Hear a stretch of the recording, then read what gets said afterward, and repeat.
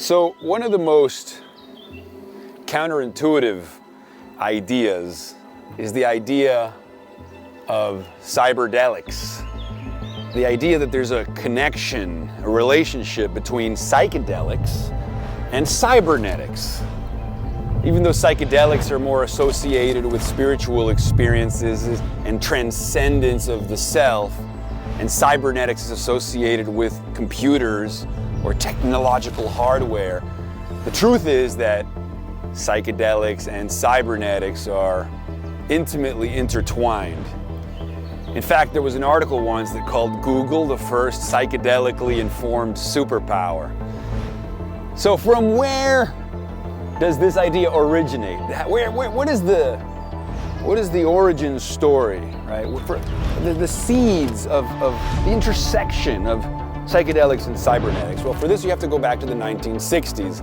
In Silicon Valley, you know, the Bay Area near San Francisco, we were in the middle of the psychedelic revolution. Everybody was tuning in, turning on, dropping out. The whole thing was happening. People were obliterating their limiting beliefs and their sense of self. You know, I think Timothy Leary said, you experience afresh the hardly bearable ecstasy of direct energy exploding on your nerve endings. But what happens is that when engineers and other technologists and material thinkers and mathematicians had these ecstatic experiences, their interpretive frameworks were more technical. Rather than seeing the great beyond as some evidence of a spiritual realm, they realized we already live in a world that's infinitely mysterious, where forces are at play that we cannot see, we cannot touch, we cannot smell, and we cannot see.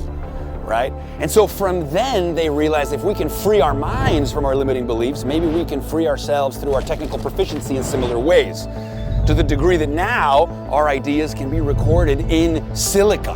The contents of our minds can be exteriorized. Our tools and technologies are engineering miracles, right? They are a reflection of what Timothy Leary, or rather Terence McKenna, called the coral reef-like animal, right? The human being has become the extruder of technological material. Can you get any more psychedelic than that? We take in matter of low organization, it goes through the filters of the human mind, then we extrude space shuttles and iPhones. We engender complexity. We rework materials so that a hunk of junk becomes an iPhone, a device made of plastic and metal that can communicate us with minds across the planet. We can bring a musical soundscape, you know, a perfect song, to frame a moment that seems to be showered by the sky. We can summon the song. We can direct it into being like a dream. We can craft our waking dreams and mediate our own realities. We have uploaded ourselves into a matrix only to reveal that we already live in a matrix that can be programmed through our technical proficiency. And the digital revolution and the virtual revolution is spilling over into the biotechnological revolution. And then we're going to be patterning biology, which is also software, right? Which is also a subversively psychedelic idea that all is programmable and everything can be upgraded and everything can be retuned and everything can be transformed.